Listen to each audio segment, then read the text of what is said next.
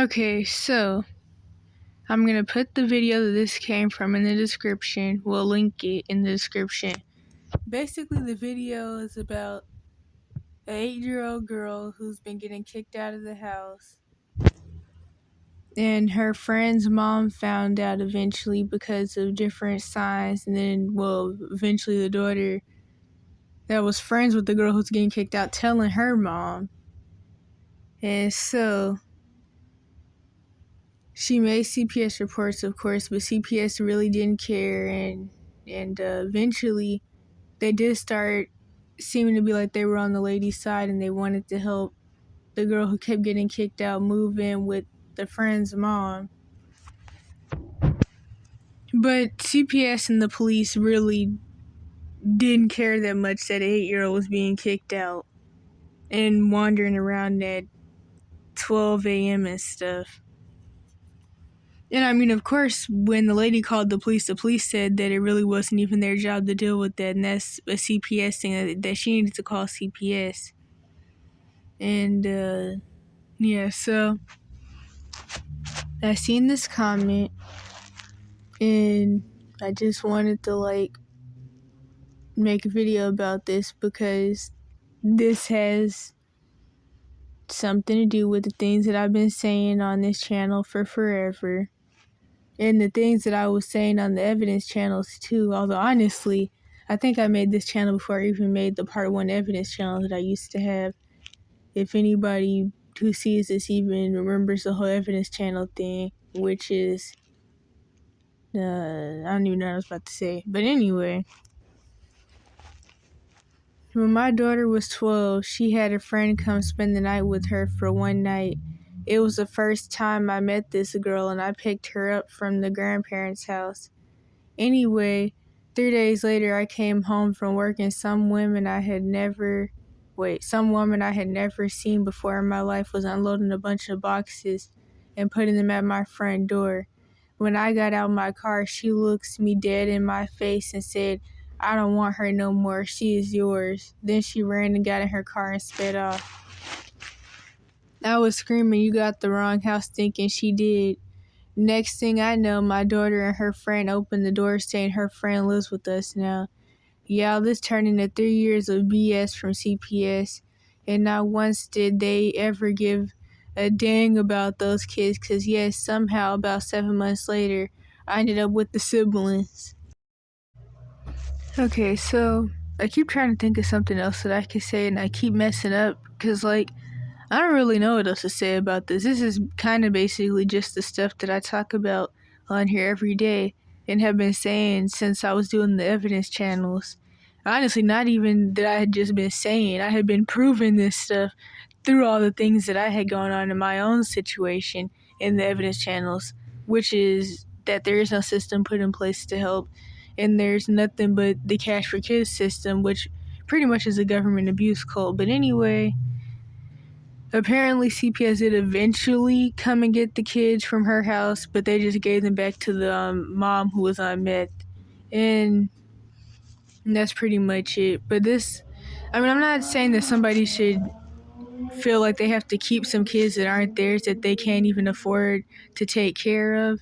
But society really won't come together on the issue with the whole communist child abuse agenda, which is basically you mess up and turn out the kids and they never become functioning adults that can think for themselves, which just creates people that'll go along with anything that the elites and the government and all that say and want them to do. And another thing is, of course, society won't come together on the issue of child abuse and trauma and people messing people up and basically destroying society. Because like I talked about all throughout the evidence channels, people, I know especially in the US, people lie to themselves about the stuff that actually goes on in the world, and whenever you talk about it, you're one of the crazy, bad, stupid ones, and you're the schizo conspiracy theorist, and all these different terms that people have made up to try to bash people who tell the truth about really anything that goes on, even if it's their own experience, which is really weird. And it's like, they live in denial to be able to go to sleep at night, but also so they don't have to feel the guilt of not doing anything about stuff that's happening with the next person. And of course, if you ever talk to Americans or just see a comment section, oh dang, I'm running out of recording time. Okay, so I think what I was last saying is that, like, if you see a comment section in a video of like something that made news headlines revolving around child abuse or anything really bad that goes on, but people just co-sign it, especially in the US, if I didn't already say that part, you'll notice that people will say, well, that's none of my business, and I shouldn't have to take the blame for other people not taking a stand in their own life, and that's their business, and that's victim complex stuff. But realistically, when there's a society that's constantly breeding really messed up people that go do mass shootings and stuff, and people are just trying to throw off blame somewhere else, and then when they do that, they accuse other people of trying to make them take the blame for somebody else's actions. They're they're kind of like the one with the victim complex too, basically. Or well, maybe I could call it a denial complex. But it's like there's no accountability in society for the stuff that goes on in people's communities. And that's why it's a never ending domino effect issue. And it kind of reminds me of that saying, it takes a village to raise a child, which I know that's commonly used by abusers who are trying to make up excuses for why they did a lot of the things they did to their kids, or trying to make up excuses for why they had some relationship issue or had kids with somebody they should have never had kids with and all that stuff. But honestly, it takes a village of people that are really supporting each other to have not even just functioning kids, but really just functioning society in general. Hopefully that made sense. But yeah, I don't really know what else to say. But this just is another thing that proves points that I make every single day and have been making since I started the whole evidence channel thing, even though I'm not even doing that anymore because I left my situation. Okay, I messed up pretty bad. But what I was gonna say is that, dang, what was I gonna say? I don't know. I've just realized a lot throughout all the years of breaking free from gaslighting, which honestly I kind of did while I was still in my situation. Well, not kind of, I pretty much did. And the cognitive dissonance, once I did that, I was able to stop lying to myself and connect dots even more and really piece together this whole Cash for Kids system thing. Because honestly, the Cash for Kids system is bigger than people want to admit, and it really has something to do with a lot of things. And I know that, like, the Americans who are in denial about everything that goes on here because, for one, they've been taught these weird philosophies in school and through the mental health system that are made by child molesters, where they think that people are all inherently good and that there are no bad people and everybody's good and there is no such thing as evil. They don't want to see the things that go on in the world, and I know it's hard for them to see these systems for what it is. And I know that people who may live in countries that don't have a cash for kids system, or they kind of do because it's Americans going to their countries to get their kids to traffic here and to other places, it may be hard for you to like understand the severity of this issue. But like, I don't even know what I was gonna say, to be honest. Okay, so actually I thought of one last thing I could say. I can only imagine how the kids in the situations like this feel. Because it's like your parents already don't want you and you have no family. And then your parents dump you off at some friend's house. And then the parents screaming and suffering and talking about how they can't do this and they can't afford this and they don't want you either. And of course, somebody shouldn't be expected to try to take care of some random person's kids that aren't theirs.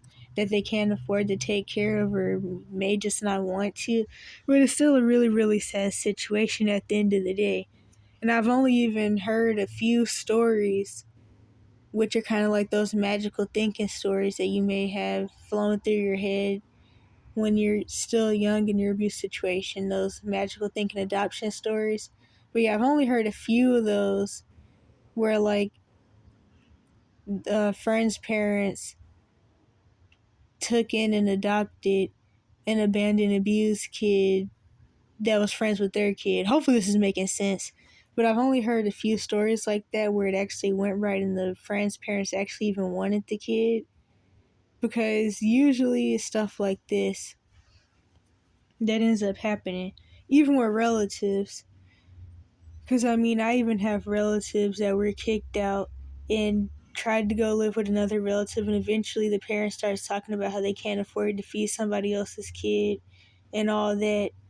That's exactly why I tell people, if you like have to do the lay low till 18 thing, or quote unquote run away, because I don't really like that term, I would honestly advise you to just try to get a tent and stuff and learn how to do wilderness survival type stuff on your own than couch surf at friends and relatives' houses, because couch surfing never really lasts long, to be honest. I never hear a couch surfing story that goes right. Because like I hear stories where people get kicked out or they run away and they try to stay at friends' houses till their parents don't want them there anymore. Or worse, if you're reported as a missing person, the person you're staying with can like get charged with harboring a runaway and you're kidnapping or something like that, or at least harboring a runaway. I think kidnapping maybe more so if you get in a car with them or something. But either way, I wouldn't advise couch surfing. Of course, like I didn't even have anybody to couch surf with, because realistically, I didn't really know anybody like that. But it's like even if I did, I wouldn't even want to because I know how that can go.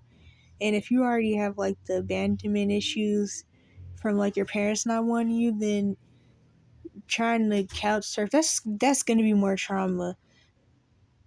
And especially if you have attachment issues where you get attached to people easily, the last thing you want is to be couch surfing. But yeah, so that's the only other thing I could think of to say.